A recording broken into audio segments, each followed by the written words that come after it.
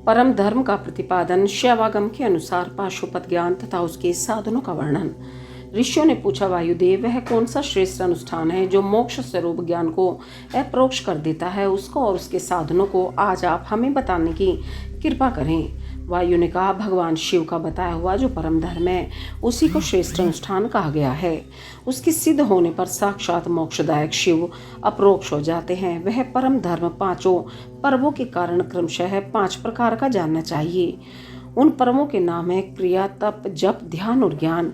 ये उत्तरोत्तर श्रेष्ठ हैं। उन उत्कृष्ट साधनों से सिद्ध हुआ धर्म परम धर्म माना गया है। जहाँ परोक्ष ज्ञान भी अप्रोक्ष ज्ञान होकर मोक्षदायक होता है। वैदिक धर्म 2 प्रकार के बताए गए हैं, परम और अपरम। धर्म शब्द से प्रतिपाद्य अर्थ में हमारे लिए श्रुति ही प्रमाण है। योग पर्यंत जो परम धर्म है वह श्रुतियों के शिरोभूत उपनिषद में वर्णित है, और जो अपरम धर्म है वह उसकी अपेक्षा नीचे श्रुति के मुख भाग से अर्थात संहिता मंत्रों द्वारा प्रतिपादित हुआ है, जिसमें पशु जीवों का अधिकार नहीं है। वह वेदांत वर्णित धर्म परम धर्म माना गया है। उससे भिन्न जो यज्ञ याग आदि हैं उसमें सबका अधिकार होने से वह साधारण या अपरम धर्म कहलाता है। जो अपरम धर्म है वही परम धर्म का साधन है। धर्मशास्त्र आदि के द्वारा उसका सम्यक रूप से विस्तार पूर्वक सांगोपांग निरूपण हुआ है। भगवान शिव के द्वारा प्रतिपादित जो परम धर्म है उसी का नाम श्रेष्ठ अनुष्ठान है। इतिहास और पुराणों द्वारा उसका किसी प्रकार विस्तार हुआ है, परंतु शैव शास्त्रों द्वारा उसके विस्तार का सांगोपांग निरूपण किया गया है। वहीं उसके स्वरूप का सम्यक रूप से प्रतिपादन हुआ है। साथ ही उसके संस्कार और अधिकार भी सम्यक रूप से विस्तार पूर्वक बताए गए हैं। शैवागम के 2 भेद हैं, श्रोत और अश्रोत। जो श्रुति के साथ तत्व से संपन्न है वह श्रोत है, और जो स्वतंत्र है वह अश्रोत माना गया है। स्वतंत्र शैवागम पहले 10 प्रकार का था, फिर 18 प्रकार का हुआ। वह कायिका आदि संज्ञाओं से सिद्ध होकर सिद्धांत नाम धारण करता है। श्रुति सार में जो शैव शास्त्र है उसका विस्तार 100 करोड़ श्लोकों से किया गया है। उसी में उत्कृष्ट पाशुपत व्रत और पाशुपत ज्ञान का वर्णन किया गया है। युग युग में होने वाले शिष्यों को उसका उपदेश देने के लिए भगवान शिव स्वयं ही योगाचार्य रूप से जहाँ तहाँ अवतीर्ण उसका प्रचार करते हैं। इस शैव शास्त्र को संक्षिप्त करके उसके सिद्धांत का प्रवचन करने वाले मुख्यतः 4 महर्षि हैं, रुरु, दधीचि, अगस्त्य और महायशस्वी उपमन्यु। उन्हें संहिताओं का प्रवर्तक पाशुपत जानना चाहिए। उनकी संतान परंपरा में सैकड़ों हजारों गुरुजन हो चुके हैं। पाशुपत सिद्धांत में जो परम धर्म बताया गया है वह चर्या आदि 4 पादों के कारण 4 प्रकार का माना गया है। उन चारों में जो पाशुपत योग है वह दृढ़ता पूर्वक शिव का साक्षात्कार कराने वाला है, इसलिए पाशुपत योग ही श्रेष्ठ अनुष्ठान माना गया है। उसमें भी ब्रह्मा जी ने जो उपाय बताया है उसका वर्णन किया जाता है। भगवान शिव के द्वारा परिकल्पित जो नामाष्टकमय योग है उसके द्वारा सहसा शैवी प्रज्ञा का उदय होता है। उस प्रज्ञा द्वारा पुरुष शीघ्र ही सुस्थिर परम ज्ञान प्राप्त कर लेता है। जिसके हृदय में वह ज्ञान प्रतिष्ठित हो जाता है उसके ऊपर भगवान शिव प्रसन्न होते हैं। उनकी कृपा प्रसाद से वह परम योग सिद्ध होता है जो शिव का अप्रोक्ष दर्शन कराता है। शिव के अप्रोक्ष ज्ञान से संसार बंधन का कारण दूर हो जाता है। इस प्रकार संसार से मुक्त हुआ पुरुष शिव के समान हो जाता है। यह ब्रह्मा जी का बताया हुआ उपाय है, उसी का पृथक वर्णन करते हैं। शिव, महेश्वर, रुद्र, विष्णु, पितामह, ब्रह्मा, संसार वैद्य, सर्वज्ञ और परमात्मा ये मुख्यतः 8 नाम हैं। ये 8 मुख्य नाम शिव के प्रतिपादक हैं।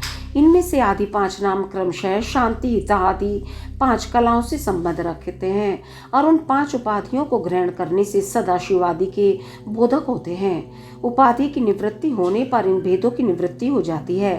वह पद ही नित्य है, किंतु उस पद पर प्रतिष्ठित होने वाले अनित्य कहे गए हैं।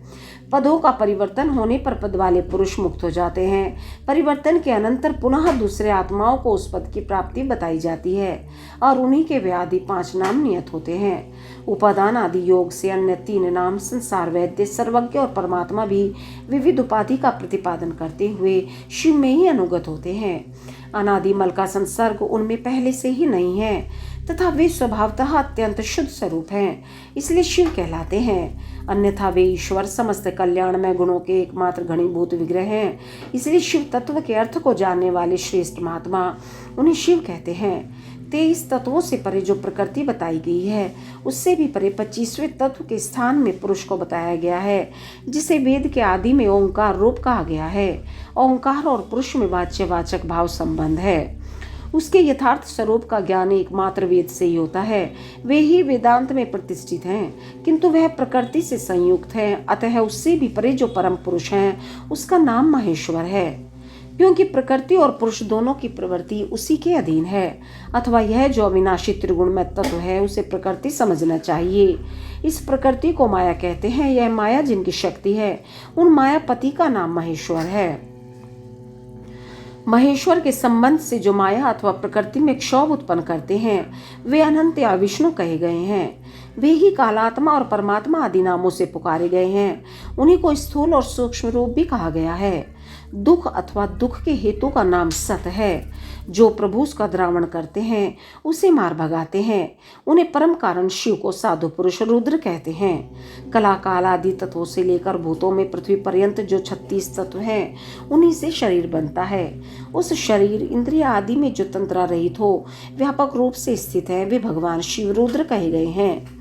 जगत के पिता रूप जो मूर्ति आत्मा है, उन सबके पिता के रूप में भगवान शिव विराजमान हैं, इसलिए वे पितामह कहे गए हैं। जैसे रोगों के निदान को जानने वाला वैद्य तदनुकूल उपायों और दवाओं से रोग को दूर कर देता है, उसी तरह ईश्वर लय योगाधिकार से सदा जड़ मूल सहित संसार रोग की निवृत्ति करते हैं।